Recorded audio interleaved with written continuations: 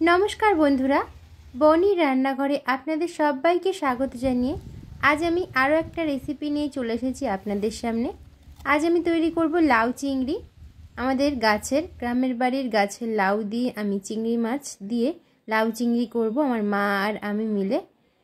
এই রেসিপিটা কিন্তু খেতে খুব সুস্বাদু হয়। আর চলুন বন্ধুরা দেখে নিই কীভাবে করে নেব এই রেসিপিটা। লাউ চিংড়ির ঘন্ট তৈরি করার জন্য এখানে আমি নিয়ে নিয়েছি লাউটাকে এবার আমরা কেটে নেব। আমার মা লাউটাকে কেটে নিচ্ছে। দেখুন লাউটা কত কচি। লাউটাকে টুকরো করে কেটে নিয়েছি বা ভালো করে মোটা করে ছাল ফেলে দিতে হবে। দেখুন এভাবে কেটে নিতে হবে। আমরা কিন্তু এখানে কালো লাউটা সবুজ লাউটা নিয়েছি। লাউ দুই রকম হয়, সাদা হয় আবার সবুজ হয়।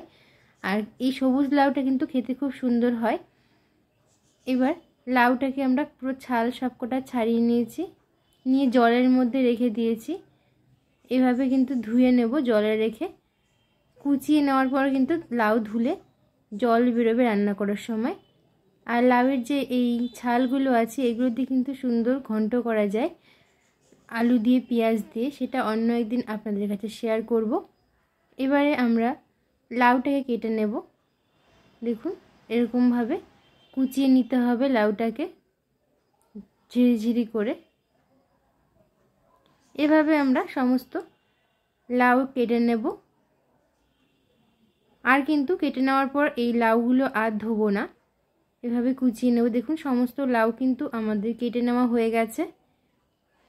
এবার লাউ চিংড়ি করার জন্য এখানে চিংড়ি মাছ নিয়ে নিয়েছি 100 গ্রাম। নদীর চিংড়ি, আমাদের এখানে নদীর থেকে ধরা। এবার চিংড়ি মাছটাকে কেটে নেব। দেখুন ছাল ছাড়িয়ে নিয়েছি, নিয়ে চিংড়ি মাছের পিছনে যে ময়লাটা আছে এটা কিন্তু অবশ্যই ফেলতে হবে, না হলে পেট খারাপ হবে। দেখুন এভাবে চিংড়ি মাছগুলোকে আমরা কেটে নেব। সমস্ত চিংড়ি মাছগুলোকে একইভাবে কেটে নেব। দেখুন পিঠের ময়লাটাও এভাবে বের করে দেব। এভাবে আমরা সমস্ত চিংড়ি মাছকে কেটে নেব। দেখুন আমাদের চিংড়ি মাছ আর লাউ কিন্তু সমস্ত কেটে নেওয়া হয়ে গেছে, ধুয়ে পরিষ্কার করে নিয়েছি। আর এখানে লাউর ভিতরে দিয়ে দিয়েছি 5টা কাঁচা লঙ্কা চিড়ে দিয়ে দিয়েছি। এবার আমরা রান্না করা চলে যাব, রান্না করব। রান্নাটা আমি সম্পূর্ণ উনানেই করব। আমরা উনান ধরিয়ে দিয়েছি। এবার উনানের উপরে একটা কড়া বসিয়ে দিয়েছি। এবার কড়াটা যখন ভালোভাবে গরম হয়ে যাবে সেই পর্যায়ে আমরা এখানে দিয়ে দেব তেল, সর্ষের তেল। আমরা রান্নাটা সম্পূর্ণ সর্ষের তেলেই করব। তেলটা ভালোভাবে গরম হতে শুরু করলে সেই পর্যায়ে আমরা দিয়ে দেব এখানে যে চিংড়ি মাছটা কেটে ধুয়ে পরিষ্কার করে রেখেছিলাম, চিংড়ি মাছটা এখানে দিয়ে দিয়েছি। এবার আমরা এর ভেতরে দিয়ে দেব স্বাদ মতো নুন, চিংড়ি মাছটা ভাজা হওয়ার জন্য। আর দিয়ে দেব হলুদ। দেখুন নুন হলুদ দিয়ে চিংড়ি মাছটাকে হালকা করে ভেজে নেব। চিংড়ি মাছ কিন্তু বেশি ভাজবো না, চিংড়ি মাছ বেশি ভাজলে কিন্তু চিংড়ি মাছের টেস্ট থাকে না, এর জন্য চিংড়ি মাছগুলোকে বেশি ভাজবো না, হালকা ভেজে নেব। দেখুন চিংড়ি মাছ কিন্তু ভেজে নেওয়া হয়ে গেছে। এবার চিংড়ি মাছগুলোকে একটা প্লেটের মধ্যে তুলে নেব। ওই কড়াইতে এবার রান্না করার জন্য আমি আরও একটু সর্ষের তেল দিয়ে দেব। সর্ষের তেলটা গরম হয়ে গেলে ফোড়নের জন্য এখানে দিয়েছি একটা শুকনো লঙ্কা ফাটিয়ে নিয়ে দিয়ে দিয়েছি, 2টো তেজপাতা দিয়ে দিয়েছি।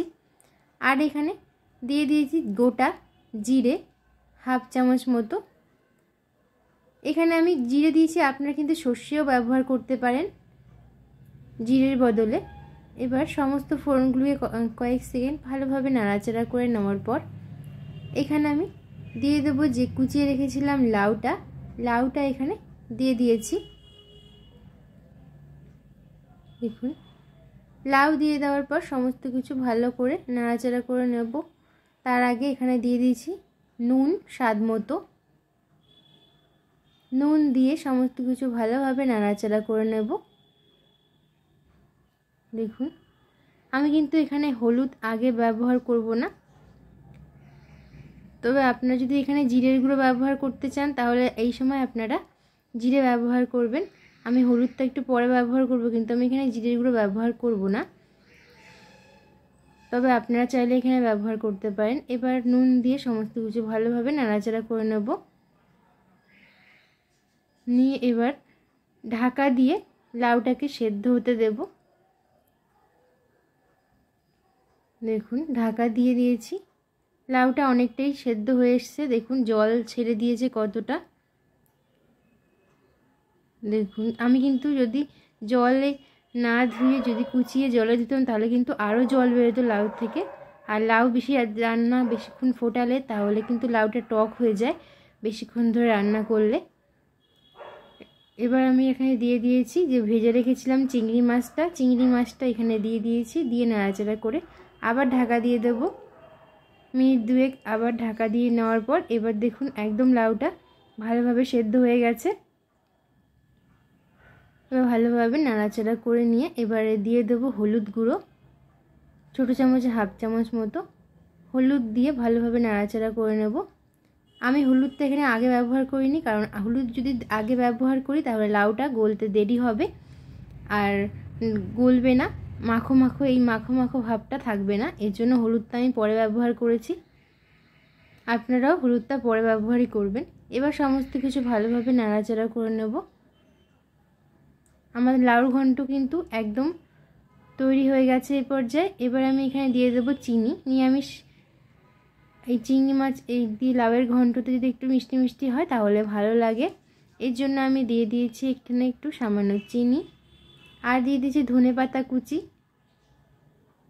চিনি আর ধনেপাতা কুচি দিয়ে ভালোভাবে নাড়াচাড়া করে মিশিয়ে নেব। এই পর্যায়ে কিন্তু আমাদের রান্নাটা একদম তৈরি হয়ে গেছে। আর বেশি জালে বসাবো না, এবার নামিয়ে নেব উনান থেকে। দেখুন একদম কিন্তু আমাদের রেসিপিটা তৈরি হয়ে গেছে। গরম গরম ভাতের সাথে কিন্তু এই লাউ চিংড়িটা খেতে খুবই ভালো লাগে। তাহলে বন্ধুরা আজকের মতো আমার রেসিপি এই পর্যন্ত। আমার রেসিপি যদি ভালো লাগে তাহলে আমার চ্যানেলটিকে সাবস্ক্রাইব করে পাশে থাকবেন, লাইক কমেন্ট শেয়ার করবেন। আবার দেখা হবে অন্য কোনো নতুন ভিডিওতে। ধন্যবাদ।